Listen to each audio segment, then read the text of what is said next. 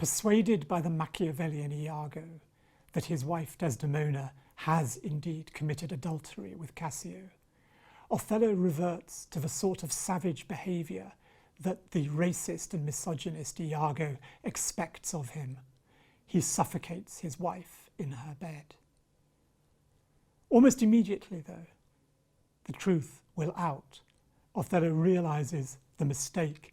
He realised how he has been duped by Iago's schemes. It's too late, though. His first reaction is to try to kill Iago, and this results in him being disarmed. However, he remembers that he has a second weapon in his chamber. No good general goes to battle without a spare in case he loses his first sword. And that second weapon is described very interestingly. "I have another weapon in this chamber," says Othello. "It was a sword of Spain, the Icebrook's temper." "Oh, here it is," he says, presumably picking it up. Why a sword of Spain? Well, the answer to that is that Spanish blades were especially admired in Shakespeare's England. Now, of course, the reality on stage is that there would almost certainly have been a wooden sword or some other kind of fake sword. The acting company wouldn't have used a real high-class Spanish blade. But in the illusory world of the play, the sword of Spain is there to suggest an absolute top-quality blade. Here in the Shakespeare Birthplace Trust, there's a fantastic example of a sword of Spain. It's got beautiful work around the hilt. Unfortunately, we don't know the name of the maker. The signature is on the blade and is obscured. But the design is very Moorish in its symmetries. It slightly reminds us of the symmetries of the Iznik dish that we looked at earlier. And it's got an absolutely beautiful handle. It's a very beautiful thing, but also a very deadly thing. The other thing to remember about Moors and Spain is that, of course, for many centuries, part of Spain, southern Spain, was ruled by the Moors, and they were expelled. The Moor against the Spaniard is another of the historical plots behind the play.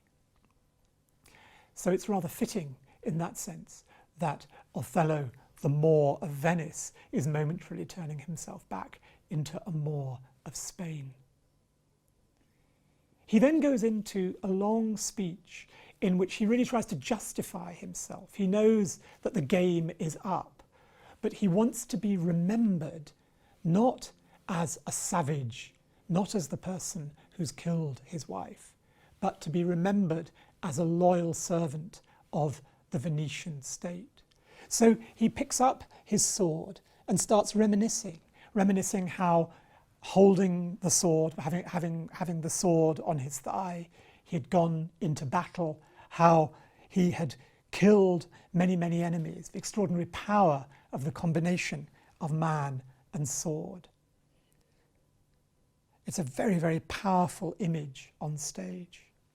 At the climax of the speech, he remembers one of his adventures in the Middle East. He remembers being in Aleppo, that's in Syria, and he remembers how he met a Turk, a Muslim, who he describes as a malignant and a turbaned Turk, who beat a Venetian and traduced the state, somebody who insulted the Venetian state.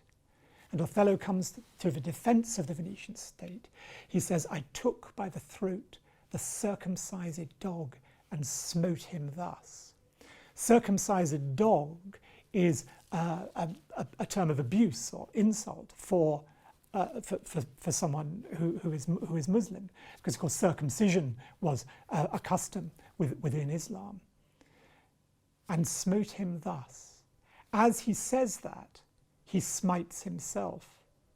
I've often wondered, and handling this magnificent sword of Spain, I wonder still more how on earth one would manage to stab yourself, commit suicide with a blade that is so long.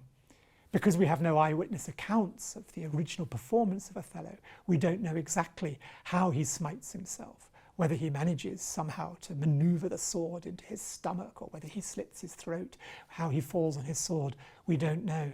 But it is an extraordinarily powerful image, because what he's doing in remembering the act of stabbing the malignant and the turbaned Turk is that in some sense he's turning himself into the Turk. Throughout this week, we've seen how the battle between Christianity and Islam, between Venetian and Turk, is at the centre of Othello, as it was at the centre of the geopolitics of Shakespeare's age. Othello's conversion to Christianity has been crucial to his story, but now he's imagining himself converting back to his Islamic origins, betraying the very state which he once defended. It is as if in this his identity has collapsed. To be the Moor of Venice is a paradox. Venice, the jewel of Christendom, the Moor from the Islamic world. Othello, in his triumph, held these two contrary identities together. In his defeat, brought about by the machinations of Machiavellian Iago, the two identities collapse, and in that we have the tragedy of Othello.